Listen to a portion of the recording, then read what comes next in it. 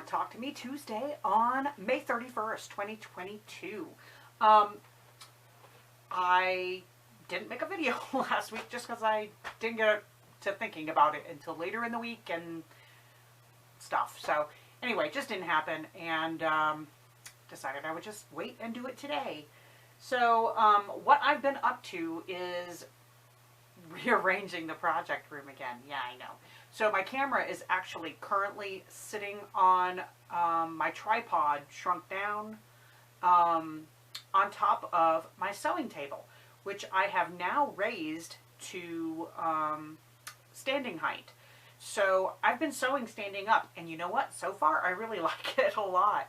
One of the ladies I work with at the quilt shop mentioned that she does it that way, and I said, you know, I've thought about that and wondered how that would work, and so far I like it. I think the only thing, I mean, it's super for paper piecing, because my table's 4 feet long, and I can have all of the trimming and folding that whole area at one end, and here, basically right in front of me, and then just past that is my sewing machine. So I stand at the sewing machine, and then I walk over here and press, and then I turn around here and fold for the next section. So it actually made paper piecing go really great and fast.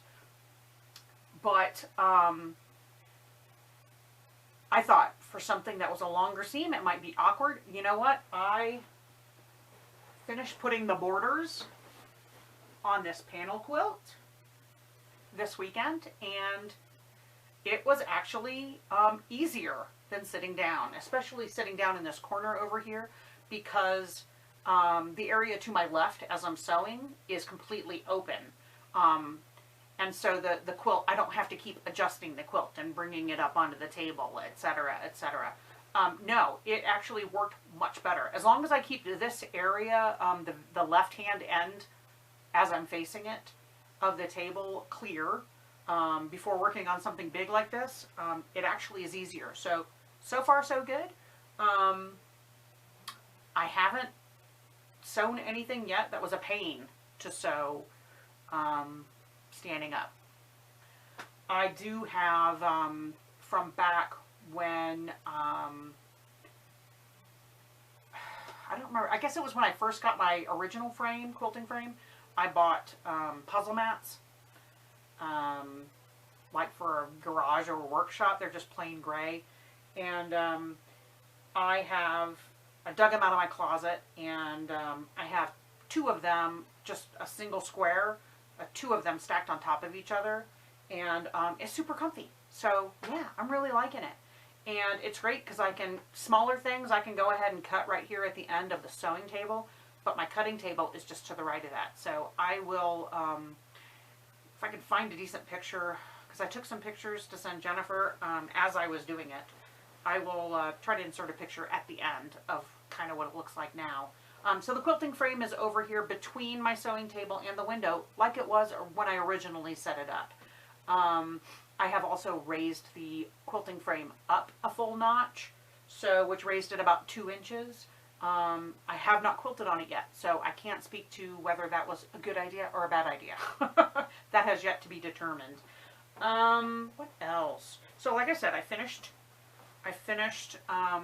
adding the last 2 borders onto this quilt for my nephew Joel, and I have a stencil that I purchased at Austin Creative Reuse, a long arm stencil that I purchased there that I'm going to try out. I would like to use on at least part of this quilt, at least on the cream borders area, like kind of the blank area. And it is, I showed it to you when I bought it, but it's basically a meander that has little 5-pointed stars. I thought what I'd do is grab a couple of smaller Linus quilts that would be a good design for, and which, I mean, it would work for a lot of them. And I will practice on those first. So now that it's all shifted over, maybe tomorrow I will get everything dusted and cleaned off.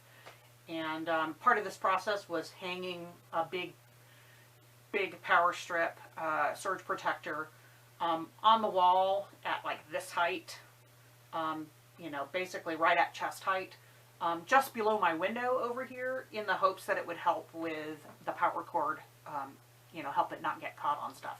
We shall see. That's all I have to show you. I'm still organizing in here. What I learned while I was doing this is I have too much crap, as I learn every time I rearrange. And so I am really determined to finish some things up and get them out of here. As I was reorganizing, I found a basket that had all of these blocks from the 2020 Project Linus side-by-side quilt along, which was all these blocks and these blocks. And I'm done with these, but I still have a bunch of these that I started like gluing the piece one onto the back. It's all paper pieced.